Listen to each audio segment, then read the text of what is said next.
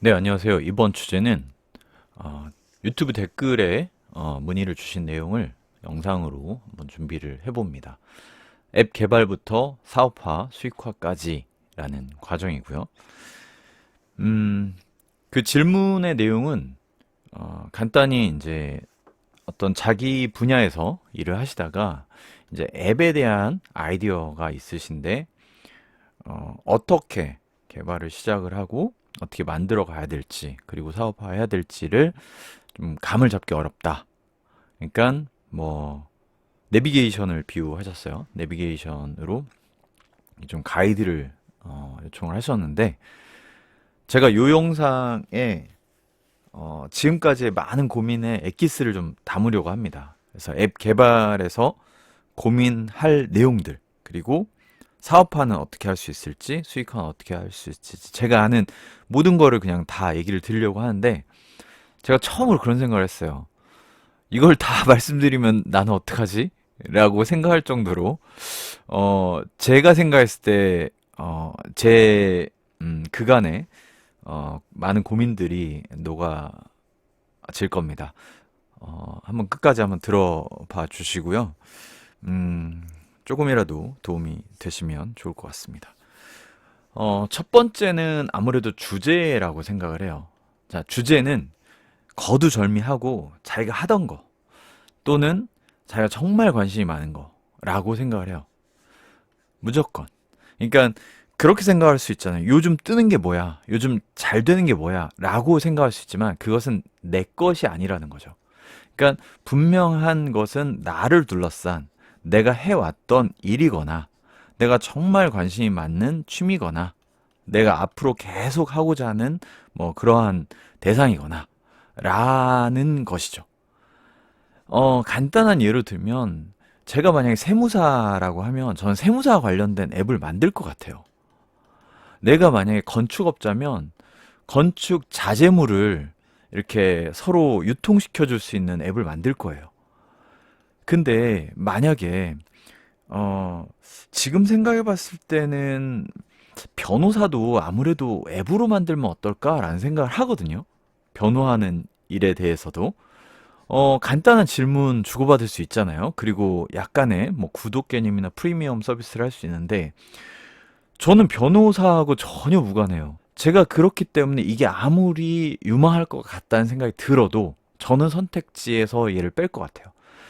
이 이것은 결국 내가 할 수 있냐, 또는 내가 같이 하고자 하는 팀 구성원 중에 정말 그것에 전문가 또는 정말 관심이 많은 사람이 있냐라는 거죠.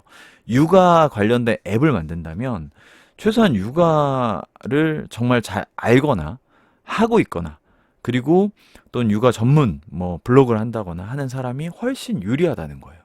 그러니까 내 것이냐라는 것을 좀 생각을 해봤으면 좋겠다. 물론 이 문의 주신 분은 본인의 업을 가지고 하려고 하셨기 때문에 저는 여기는 자연스럽게 그냥 통과라고 생각이 됩니다. 그러면 이제 개발에 대한 내용이에요. 개발. 자, 개발. 개발은 방법이 뭐 다양하겠지만 직접 만들 수 있겠죠. 자, 2번. 팀을 구성할 수 있습니다. 또는 3번. 의뢰를 할 수 있어요. 외주라고 하죠. 자, 그러면 도대체 어떤 경우는 직접 할 수 있고 어떤 경우는 팀이 좋냐, 어떤 경우는 의뢰할 수 있냐. 뭐 돈이 많고 본인이 사업화에 적극적이다. 그리고 뭔가 투자를 받아서 하고 싶다. 그러면 의뢰가 가장 뭐 할만하겠죠. 장단점이 있어요, 근데.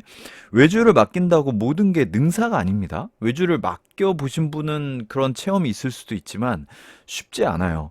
외주가 퀄리티가 떨어져서가 아니라 그 곳곳에 숨어 있는 리스크들이 많이 있습니다. 예, 능사는 아니에요. 하지만 이것도 선택지 중에 분명히 하나고, 자, 직접 할 수 있는 경우, 또는 직접 해야 좋은 경우, 유지보수가 걱정되시는 분들이 많이 직접이라는 생각을 하세요.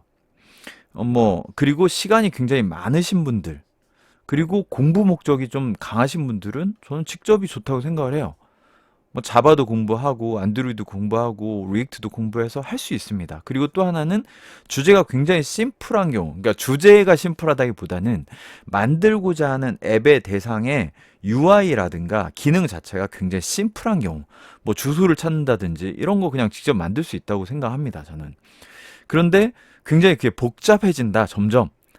그러면 좀 단순한 기능 위주로 만들 수는 있겠죠. 그런 어떤 단순하냐, 또는 본인이 직접 하고자 하느냐, 이런 것에서 직접이 가능성이 있다.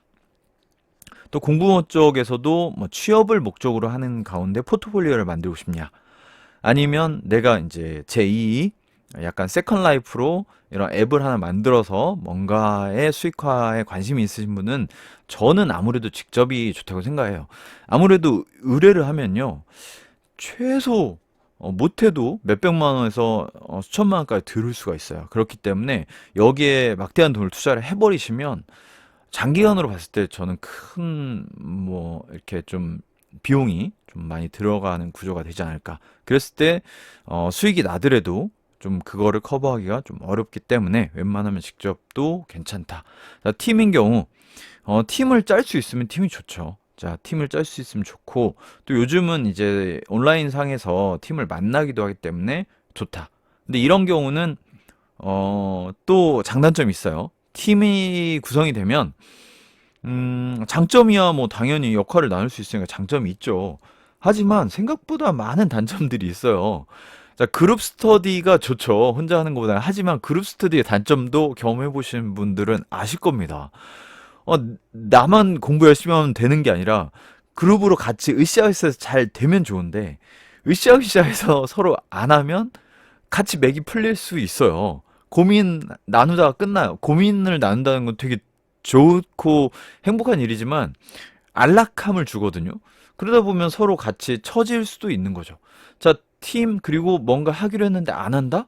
그럼 굉장히 내가 하지 않아도 될 고민을 하게 되는 거죠. 그래서 팀도 장단점이 있어요. 그런데 팀의 장점을 잘 살 수만 있으면, 그리고 팀을 만날 수만 있으면, 그리고 자기 성향도 있어요. 내가 좀 그냥 전체를 다 하고 싶다. 그러면 직접이 좋고, 아, 내가 할 수 있는 일이 좀 한계점을 많이 느낀다. 그러면 누군가 만나서 하면 좋죠. 그러면 재능 기부를 서로 할 수 있는 구조로 팀을 짤 수가 있습니다. 음, 그리고 팀을 통해서도 뭐 배울 점들이 있기 때문에 저는 장점도 있다고 생각을 해요. 뭐 이런 식으로 해서 자, 개발을 진행을 할 수가 있고, 자, 개발의 두 번째 파트는 이제 언어가 대표적인 고민인 것 같아요. 언어를 뭘로 할 것인가. 그래서 다들 안드로이드 말고 아이폰도 해야 돼요라는 얘기랑, 또 하나는 어, 그런 얘기. 플러터가 쉽다고 들었는데 플러터로 하면 결국 안드로이드 네이티브로 바꿔야 되지 않나요? 라는 질문을 상당히 많이 들었는데요. 미안하지만 이런 경우는 정말 잘 되는 고민이에요. 자, 90% 정도를 안드로이드 타겟으로 하게 됐을 때 커버가 된다고 해요. 그리고 또 하나는 안드로이드로 어느 정도 잘 됐을 때 아이폰으로 확장하면은 괜찮은 전략이 되는 거거든요. 자, 플러터에서 결국 네이티브로 바꿔야 되는 상황이 온다면 상당히 해피한 경우입니다. 물론 다시 개발해야 되고 손이 간다고 치더라도 전략적으로 플러터로 간단한 프로토타입을 만들기에 충분히 가능하고, 또는 안드로이드로 충분히 어떤 모습들을 만들어서 시장까지도 진출할 수 있기 때문에 해볼 수 있는 거죠. 못하는 게 아닌 거죠. 제가 동네북이라는 앱을 만들 때 너무 야심차가지고 그냥 이 한국 땅을 벗어난 글로벌 진출까지 생각을 하면서 그 지역을 어떻게 디플로이 하지? 그러니까 이걸 하나의 앱으로 가져갈지, 앱 자체를 두 개로 만들지, 나라별로 만들지, 막 이런 고민을 했단 말이에요. 그러면서 밤잠을 설친 경우도 있었는데, 이건 너무 지금 생각해보면 앞선 고민이에요, 사실.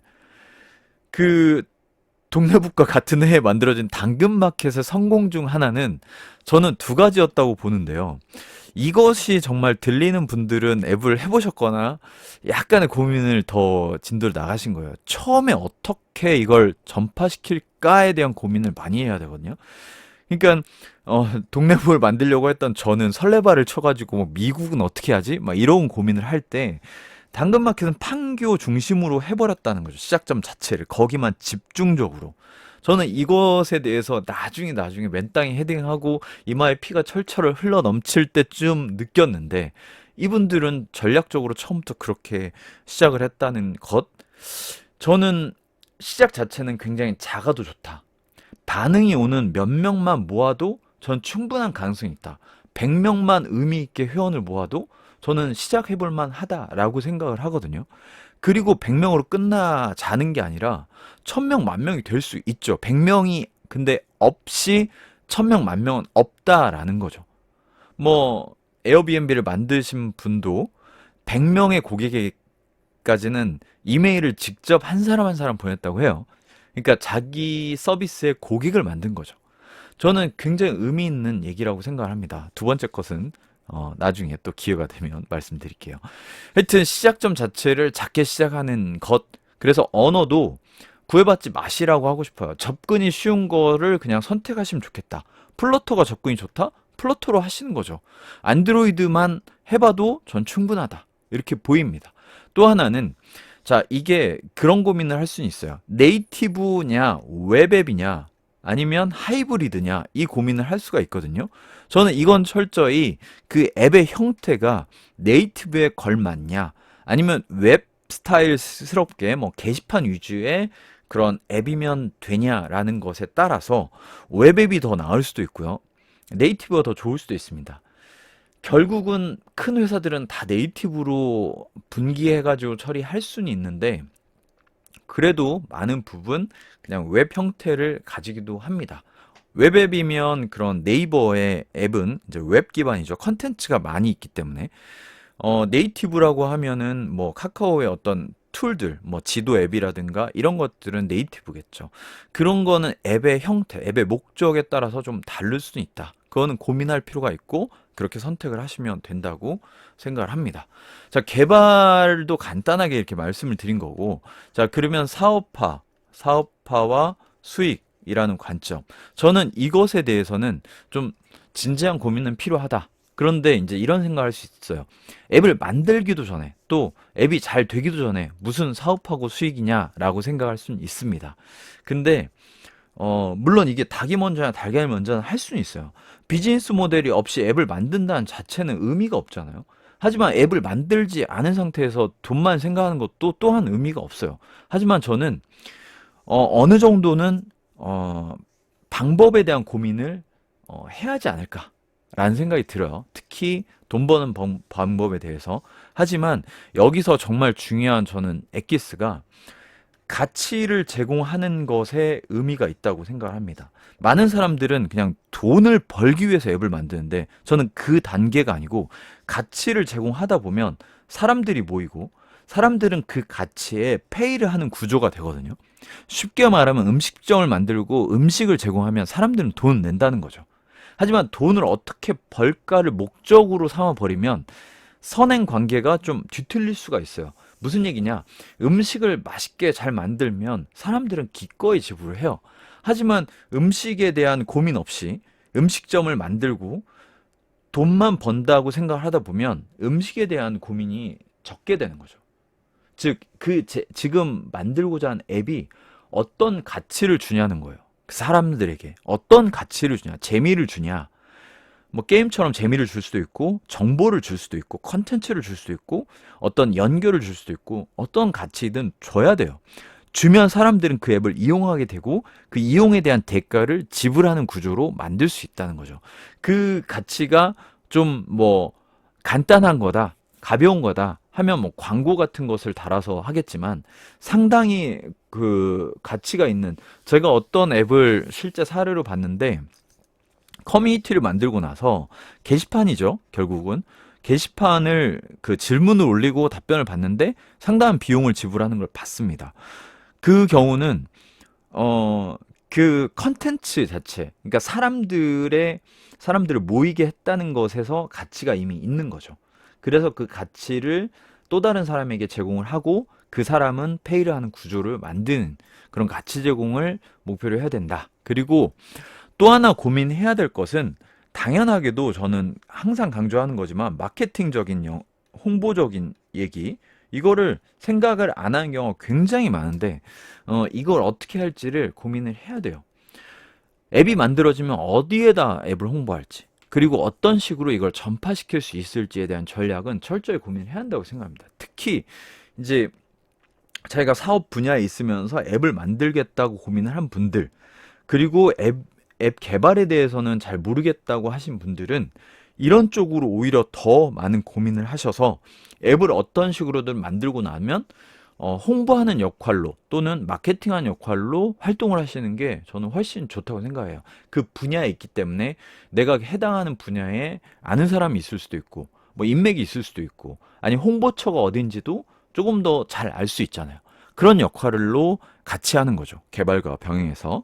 그렇게 해서 알릴 수 있으면 수익은 자연스럽게 따라오는데 근데 막연한 거 또는 수익이 역마진이 남을 수가 있는 것들은 굉장히 전략 또는 생각을 많이 해야 돼요. 그러니까 역마진이 남는다는 거는 지금 당근마켓도 그렇잖아요. 적자가 뭐 300억인가? 200억이라고 해요. 물론 마케팅 비용이 어마어마하게 드니까 그렇고 수익도 꽤 됩니다. 한 1, 200억을 번데 1, 200억이 적은 돈이 절대 아니지만 마케팅 홍보 비용이 더 많이 들게 되면 적자 형태로 지속되다 보면 큰 누적 적자를 일으킬 수가 있어요. 제가 아는 사례도 실제 사례도 있고요. 그렇기 때문에 이것에 대해서 길게 가져갈지 아니면 한 방에 홍보를 할지 무슨 얘기냐면 홍보나 마케팅의 결도 저는 다르다고 보는데 영화 같은 홍보는 뭐 네이버 배너를 달아가지고 어느 시점에 이 영화가 상영된다 개봉된다는 걸 확 알리는 게 중요하잖아요. 일반 대중들에게. 하지만 어떤 앱들은 굉장히 타겟팅이 세분화된 영역, 그 어떤 특정 사람들만 보면 좋겠다는 거를 뭐 네이버 배너 광고를 할 필요는 당연히 없는 거죠. 돈도 많이 들 뿐더러. 그렇다면 특정 카페 같은데, 그러니까 세무사를 위한 앱을 만든다. 그러면 세무사 관련 카페가 있겠죠. 이 카페에 지속적으로 광고하는 게 훨씬 좋겠죠. 그리고 이 사업화 쪽에 대해서는 그 앱의 형태나 유형, 그리고 앱의 목적에 따라서 충분히 다르게 확장할 수 있다고 생각을 하거든요. 이거는 케이스마다 정말 다 다르다고 생각을 해요. 그래서 고수익을 누리는 앱도 있어요. 10,000명 정도인데 상당한 그 뭐 수익금을 그 벌으시는 분도 사례로 봤고 하기 때문에 이건 앱에 따라서 다르다고 생각을 하고요. 뭐 요런 좀 디테일한 부분 그리고 제가 지금 세 가지 말씀드린 것들은 앱을 만들고자 관심 있는 모든 분들이 들으실 만한 내용이고 결국은 그 주제에 따라서 앱의 성격에 따라서 약간 세분화된 디테일한 고민과 전략은 필요하다고 생각을 합니다. 좀 제가 그간에 고민했던 내용을 다 말씀드린 거니까 뭐 다는 아니더라도 뭐 핵심적인 부분들을 말씀드린 거니까 참고해서 한번 고민해 보시면 좋을 것 같습니다. 또 좋은 내용으로 뵙겠습니다. 감사합니다.